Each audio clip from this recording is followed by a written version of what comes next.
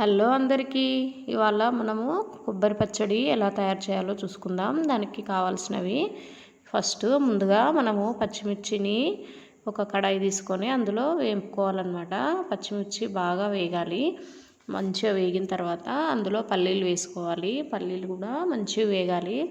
So ఇది చాలా simple recipe అనమాట. చాలా ఫాస్ట్గా అయిపోతుంది. చట్నీలు చేసుకునేటప్పుడు ఈ విధంగా ట్రై చేయండి, తొందరగా అయిపోతుంది. టేస్ట్ కూడా అంత బాగుంటుంది. అండ్ ఇది రైస్లోకి, దోశల్లోకి చాలా బాగుంటుంది. ఇడ్లీలోకి కూడా తినొచ్చు.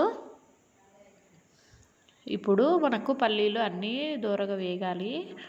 మంచిగా వేగిన తర్వాత ఇందులోనే మనము పీసెస్ కట్ చేసి పెట్టుకోవాలి. ఎండు కొబ్బరి కూడా వేసుకోవాలి. చూసారు కదా, ఈ విధంగా నేను ఎలా పీసెస్ కట్ చేసుకున్నానో అదేవిధంగా పీసెస్ కట్ చేసుకొని వేసుకోవాలి. ఇవన్నీ ఎక్కువ హీట్ అవ్వాల్సిన అవసరం లేదండి. కొబ్బరి అనేది లైట్గా హీట్ అయితే అయిపోతుంది. దీన్ని మనం మిక్సీ జార్లోకి తీసుకుంటే అయిపోతుంది. మిక్సీ జార్లోకి తీసుకున్న తర్వాత అందులో 2 వెల్లుల్లి రెబ్బలు వేసి కొంచెం సాల్ట్ వేసుకొని కచ్చాపచ్చగా రుబ్బుకోవాలి. ఇవి చల్లారిన తర్వాత రుబ్బుకోండి. కచ్చాపచ్చగా రుబ్బితే చాలా బాగుంటుంది టేస్ట్ అనేది. సాల్ట్ ఎంత పడుతుందో అంత తీసుకోండి. అండ్ ఇప్పుడు ఇలా అయిన పేస్ట్ని మనం పోపు వేసుకుందాము. ఇప్పుడు ఒక కడాయి తీసుకొని ఆ కడాయిలో ఆయిల్ వేసుకొని ఆవాలు, జీలకర్ర చిటపటలాడిన తర్వాత ఎండుమిర్చి కూడా వేసుకొని అది కూడా చిటపటలాడిన తర్వాత కరివేపాకు వేసుకుందాము. ఇది బాగుంటుంది. ఇందులో పసుపు వేసుకోవద్దు, ఇది వైట్గా ఉంటేనే బాగుంటుంది. సో ఈ విధంగా పోపుని మంచిగా కలుపుకొని మనము ఈ మిక్సీ పట్టుకున్న మిశ్రమాన్ని అయితే మనం ఒక బౌల్లోకి తీసి పెట్టుకోవాలి. అందులోకి ఈ పోపును వేసుకుంటే చాలా చాలా బాగుంటుంది.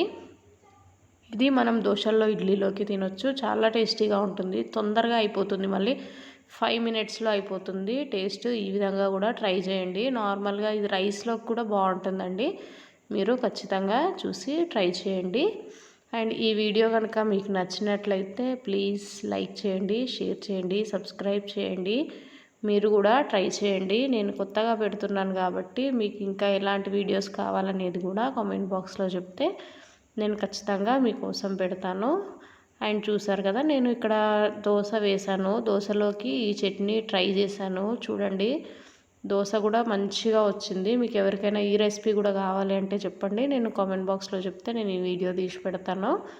అండ్ ఈ విధంగా చట్నీ సర్వ్ చేసుకొని దోశలతో తింటే ఉంటుంది. అసలు చాలా చాలా బాగుంటుంది టేస్ట్. సో మీరు కూడా ట్రై చేసి నాకు ఎలా వచ్చిందో చెప్పండి. Thank you so much. Bye bye.